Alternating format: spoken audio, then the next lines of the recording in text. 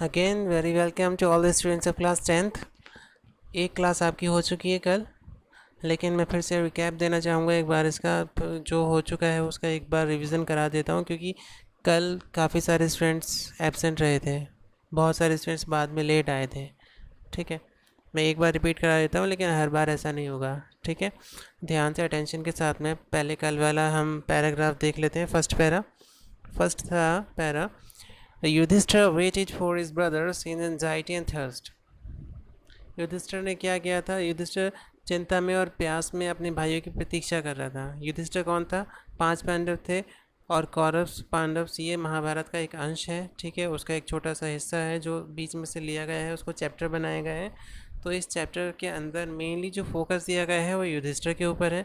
युधिष्ठिर सबसे बड़े पांडव, 5 पांडव थे, 5 भाई थे, उनमें सबसे बड़े भाई का नाम युधिष्ठिर है। ठीक है, युधिष्ठिर जो है वो अपने भाइयों का वेट कर रहे थे जब इनको वनवास मिला हुआ था। ये अपने राजमहल से बाहर थे सब लोग। उस वक्त इनके छोटे भाई एक एक करके जाते रहे पानी के लिए जब प्यास लगी तो, लेकिन किसी को पानी नहीं मिला। जब सारे भाई इनके चले गए और कोई लौट कर नहीं आया, उस वक्त का यहाँ पर वर्णन किया गया है, यहाँ पर उस बारे में बात चल रही है। Yudhishthir waited for his brothers in anxiety and thirst. तो युधिष्ठिर ने क्या किया? पहले तो वो उस प्यास और उस चिंता में अपने भाइयों की प्रतीक्षा की उन्होंने। ठीक है, Can they have been subjected to a curse, or are they still wandering about in the forest in search of water? क्या वो किसी श्राप के शिकार हो गए, या फिर कहीं ऐसा तो नहीं कि वो पानी की तलाश में अभी भी भटक रहे हैं? Can they have fainted? Can they have fainted or died of thirst? कहीं वो बेहोश तो नहीं हो गए, या कहीं वो प्यास से मर तो नहीं गए? Unable to bear these thoughts and driven by an overpowering thirst, he gave up waiting and started out to look for his brothers at the pool, hoping that he might find them. अब unable to bear these thoughts, इन सारे विचारों को बर्दाश्त ना कर पाने की वजह से, and driven by an overpowering thirst, और इस बेइंतहा प्यास की वजह से, he gave up waiting, उन्होंने इंतज़ार करना बंद कर दिया, and started out to look for his brothers, और अपने भाइयों को देखने के लिए, एंड द पूल, और उस तालाब को देखने के लिए निकल पड़े, hoping that he might find them, इस उम्मीद से कि शायद वो कहीं उनको पा सकें, उनको ढूंढ सकें या खोज सकें, फाइंड कर सकें। ठीक है, ये आपका हुआ कल का वो पैराग्राफ जो कल मैं आपको ऑलरेडी पढ़ा चुका था। आई होप कि आपको समझ आया होगा। अगर नहीं भी आया है तो आप इसको बैक करके वापस से सुन सकते हैं। ठीक है, कोई भी क्वेरी, कोई दिक्कत है तो आप मुझे क्वेश्चन कर सकते हैं। वैसे सारे रूल्स एंड रेगुलेशंस कल मैंने ऑलरेडी बता दिए थे, फिर भी कुछ बच्चे जो कल अटेंड नहीं कर पाए होंगे क्लासेस, उनकी आसानी के लिए एक बार फिर से रिपीट कर देता हूँ शॉर्टकट में। जल्दी जल्दी सुने और इस बात को नोट करके अपने ध्यान में, जहन में बना कर रखें। पहली बात यह कि मैं आपको पढ़ाऊँगा इंग्लिश। ठीक है, इंग्लिश ऑफ क्लास 10th। अब क्योंकि आपकी 10th क्लास की जो इंग्लिश है वो 2 सेक्शन में डिवाइडेड है। सेक्शन ए जिसमें इंग्लिश रीडर है, एंड सेक्शन बी जिसमें इंग्लिश ग्रामर है। ठीक है, अब सेक्शन ए में भी आपके 3 सब सेक्शंस दिए हुए हैं। जैसे कि पहला है उसमें प्रॉस का, सेकंड उसमें आता है आपका पोइट्री, एंड थर्ड सेक्शन उसमें आता है आपका सप्लीमेंट्री रीडर। ठीक है, तो इसके कंटेंट्स भी थोड़े से मैं बता देता हूँ आपको कि सबसे ज़्यादा जो आपका सिलेबस है वो प्रॉस में ही है, और ज़्यादा भी क्या है, टोटल 6 चैप्टर्स हैं ओनली। पोइट्री के अंदर आपकी 4 पोएम्स हैं, एंड सप्लीमेंट्री रीडर के अंदर आपके सिर्फ 3 चैप्टर्स हैं। ठीक है, तो सबसे कम आपका जो सिलेबस है वो सप्लीमेंट्री का है, उससे थोड़ा ज़्यादा पोइट्री का है, और सबसे ज़्यादा प्रॉस का है। इसलिए मैं स्टार्टिंग कर रहा हूँ सेक्शन ए प्रॉस से।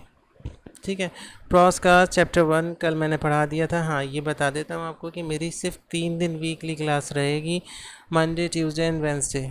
एवरी मंडे से वेंसडे तक मेरी क्लास रहेगी। टाइमिंग क्लास की रहेगी मेरी सुबह 9 से 10 बजे की। ठीक है, सब लोग बिल्कुल time to time pen, copy, course जो भी आपके पास अवेलेबल है उन सब के साथ में रेडी रहें वीडियो को देखने के लिए। बहुत ध्यान से वीडियो को देखें। जो भी समझ ना आए आप लिख कर या बोल कर अपनी क्वेरी मुझसे कर सकते हैं मेरे पर्सनल नंबर पर क्योंकि मैसेज आप ग्रुप में नहीं कर पाएंगे, only admin can send messages की ये सेटिंग है। जब आप इसमें मैसेज करने के लिए टच करेंगे एडमिन को, तो सिर्फ एडमिन को ही मैसेज कर पाएंगे। एडमिन क्योंकि एक से ज़्यादा हैं, तो ध्यान रहे कि मैंने अपनी डीपी पर ऑलरेडी सारी इन्फॉर्मेशन लगा रखी है, तो आप मुझे को मैसेज करें और ज़्यादा से ज़्यादा आप कोशिश करें कि सारी की सारी क्वेरी, क्योंकि 1 आवर आपको कंप्लीट मिल रहा है, तो इसमें करें। ठीक है, कल का पैराग्राफ भी मैंने रीड कर दिया है ताकि आपका रिवीजन हो जाए, जिसका छूट गया था वो भी हो जाए। ठीक है, उसके बाद में हम आज की क्लास के लिए आगे बढ़ते हैं नेक्स्ट पैराग्राफ्स की तरफ। तो UP board class 10th chapter 1 prose the enchanted pool written by C Rajagopalachari. इनका फर्स्ट पैरा मैंने ऑलरेडी आपको एक्सप्लेन कर दिया है। सेकंड पैरा की तरफ चलते हैं, बहुत ध्यान से देखिए स्क्रीन पर अपनी। Yudhishthira proceeded in the direction his brothers had taken and kept on walking through the tracks full of wild bear and spotted deer and big forest birds till he came upon a beautiful green meadow around a pool of clear water. But when he saw his brothers lying there like flagpoles, unable to restrain his grief, he lifted his voice and wept. Pronunciation समझ में आ गई होगी, आपको देख लिया होगा आपने कैसे इसको पढ़ना है, रीड करना है। ठीक है, एक्सप्लेनेशन दे देता हूँ हिंदी में, ध्यान से सुने। Yudhishthir proceeded in direction his brothers had taken. तो युधिष्ठिर ने वो डायरेक्शन ली, यानी युधिष्ठिर उसी दिशा में आगे बढ़े जिस दिशा में उनके भाई गए थे। And kept on walking through the tracks, और लगातार चलते रहे। कैसे रास्ते की तरफ चलते रहे? ट्रैक्ट्स, ट्रैक्ट्स मतलब रास्ता। ठीक है, रास्ता जो कि फुल ऑफ वाइल्ड बियर, जंगली भालुओं से भरा था। एंड स्पॉटेड डियर, और चितकबरे हिरन से भरा हुआ था, मतलब उसमें बहुत सारे चितकबरे हिरन थे, जंगली भालू थे। एंड बिग फॉरेस्ट बर्ड्स, और बड़े बड़े जंगली पक्षी थे। और तब तक वो चलते रहे till he came upon a beautiful green meadow around the pool of clear water, जब तक कि वो एक बिल्कुल साफ़ पानी के तालाब के चारों तरफ, जहाँ की एक बहुत ही खूबसूरत सा हरा भरा एक मैदान था, मीडो था, एक चरागाह थी, वहाँ तक नहीं पहुँच गए। तब तक वो इस घने जंगल से गुजरते रहे।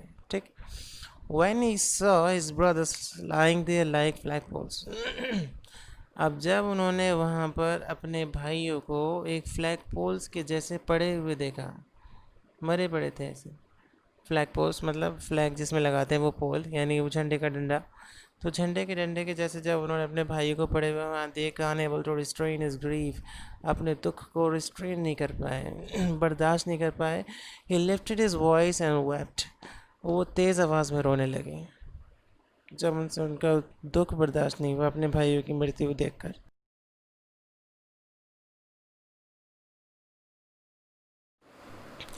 चलिए बढ़ते हैं थर्ड पैरा की तरफ। He touched the faces of Bhim and Arjun as they lay so still and silent and mourned. Was this to be the end of all our woes? Just when your exile is about to end, you have been taken away. Even the gods have forsaken me in my misfortune. Hindi explanation देख लीजिए। He touch the faces of Bhim and Arjun, उन्होंने अपने भाई भीम और अर्जुन, उन दोनों भाइयों के फेसेस को, उनके चेहरों को टच किया। एज द ले सो स्टिल एंड साइलेंट, वो बहुत ही ज़्यादा शांत और बहुत ज़्यादा गंभीरता से लेटे हुए थे, लेटे पड़े थे, मतलब पड़े थे, डेड बॉडीज उनकी पड़ी थी। एंड माउंट, तो उनको देखकर उन्होंने विलाप करना शुरू कर दिया, जैसे किसी की डेड बॉडी पर अक्सर लोग रोते चिल्लाते हैं और विलाप करते हैं।